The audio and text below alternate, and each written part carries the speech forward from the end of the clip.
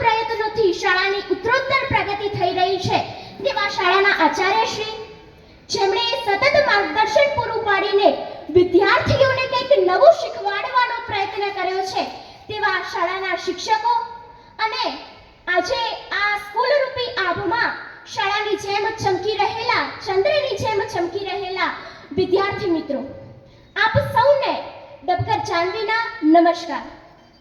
આજે અમે ધોરણ 10 અને 12 ના વિદ્યાર્થીઓ અહીંથી વિદાય લઈ રહ્યા છીએ. આજે શાળાનો છેલ્લો દિવસ. આ શબ્દ બોલતા જ જાણે આપણા શરીરમાંથી ધ્રુજારી છૂટી જાય છે. બાલ મંદિરમાં રડતા રડતા મૂકેલો આ સ્કૂલમાં પહેલો પગ અને કોલેજ લાઈફ શરૂ કરતા પહેલા આ સ્કૂલમાં મૂકેલો છેલ્લો પગ, આ બંને પગલા વચ્ચેનો સફર એટલે કે સ્કૂલ લાઈફ. સ્કૂલ ન જવાની જીદ કરતા કરતા આ સ્કૂલ છોડીને નથી જવું, એ બંને વચ્ચેનો સફર એટલે કે સ્કૂલ લાઈફ. આખર તારીખની રાહ જોતા જોતા આવી ગયેલા આ આખરી દિવસો, એ બંને વચ્ચેનો સફર એટલે કે સ્કૂલ લાઈફ. અમે આજે ખૂબ જ ગર્વની લાગણી અનુભવી રહ્યા છીએ અને ખબર નથી પડતી કે આજે સ્કૂલનો છેલ્લો દિવસ આવી ગયો. હજી તો કાલે લાગતું હતું કે કાલે જ આ શાળામાં આવ્યા છીએ અને આજે અહીંથી વિદાય લેવાનો સમય આવી ગયો છે. કાશ કે સમયને પિંજરામાં પૂરી શકાતો હોત તો, કાશ કે સમયને મુઠ્ઠીમાં બંધ કરી શકાતો હોત તો, પરંતુ સમયની તો ફક્ત અને ફક્ત અનુભૂતિ જ કરી શકાય છે. આજે અમે ધોરણ 10 અને 12 ના વિદ્યાર્થીઓ વિદાય લઈ રહ્યા છીએ ત્યારે ખૂબ જ ગર્વની લાગણી અનુભવીએ છીએ, ખૂબ જ ધન્યતા અનુભવીએ છીએ, કારણ કે આજે અમને આ શાળા પરિવારનો એક નાનકડો ભાગ બનવાનો અવસર મળ્યો. આ શાળા રૂપી વટવૃક્ષમાં એક નાનકડું પર્ણ, એક નાનકડી કુંપળ બનવાનો આજે અમને અવસર મળ્યો.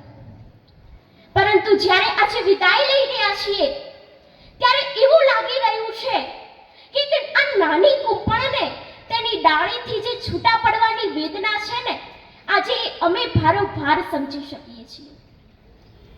મિત્રો, હું તમામ શિક્ષકોનો આભાર માનું છું કે જેમણે મને આટલો સપોર્ટ કર્યો, કે જેના કારણે આ જગ્યા પર ઊભી રહેવા માટે મને તેમણે સક્ષમ બનાવી. હું તે મિત્રોનો પણ આભાર માનું છું કે જેમણે આ મારી સ્કૂલ લાઈફને યાદગાર બનાવી.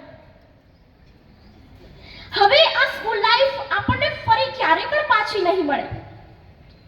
તેથી હું મારા મિત્રોને એટલું તો જરૂરથી કહીશ કે બસ એક છેલ્લી વાર ફરીથી એ બેન્ચ ઉપર બેસી લઈએ, બસ એક છેલ્લી વાર ફરીથી એ બેન્ચ ઉપર બેસી લઈએ, બસ એક છેલ્લી વાર ફરીથી ફ્રેન્ડો સાથે ગપ્પા મારી લઈએ, બસ એક છેલ્લી વાર નાસ્તાનો ડબ્બો શેર કરી લઈએ, બસ એક છેલ્લી વાર ફ્રેન્ડ સાથે બેસીને વાતો કરી લઈએ, બસ એક છેલ્લી વાર કહી દઈએ કે યાર નથી સમજાતું, શોર્ટમાં સમજાવી દે ને.